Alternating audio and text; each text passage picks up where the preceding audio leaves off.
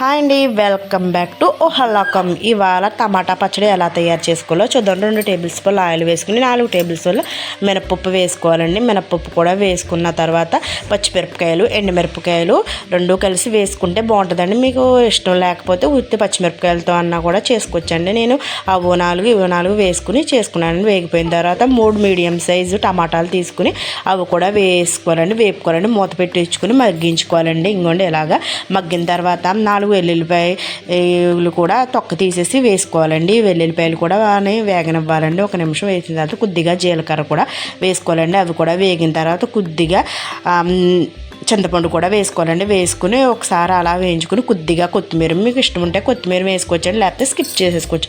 వేసుకుంటే బాగుంటుందండి. ఇదిగోండి కొద్దిగా కొత్తిమీర వేసుకుని ఇంక మొత్తం అన్నీ ఆ ఇంగ్రీడియంట్స్ అన్నీ కలిపేసుకోవాలండి. కలుపుతున్నా స్టవ్ ఆఫ్ చేసుకుని చల్లారిన తర్వాత మిక్సీ జార్లోకి తీసుకుని శుభ్రంగా మిక్సీ పట్టేసుకోవాలండి. ఇదిగోండి ఇలాగా ఫైన్ పేస్ట్గా మిక్సీ పట్టేసుకో.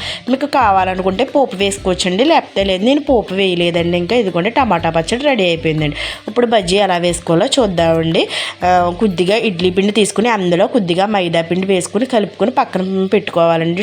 వంట సోడా, కొద్దిగా పెరుగు అవన్నీ వేసుకుని పక్కన పెట్టుకున్న తర్వాత ఉల్లిపాయలు, పచ్చిమిరపకాయలు, కొద్దిగా జీలకర్ర కూడా వేసుకుని మొత్తం కలిపేసుకోవాలండి. కలిపిన డీప్ ఫ్రైకి సరిపడా ఆయిల్ వేసుకుని చిన్న ఇంకోండి పునుగుల కింద వేసుకోవాలండి. ఇదిగోండి ఇలా మనకి మూకు నిండా సరిపడా అన్ని బజ్జీలు వేసేసుకోవడమేనండి.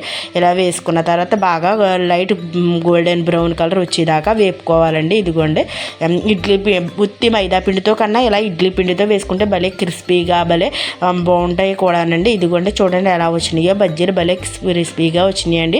విత్ టమాటా చట్నీ బజ్జీ వేసుకుని తింటే ఉంటుంది.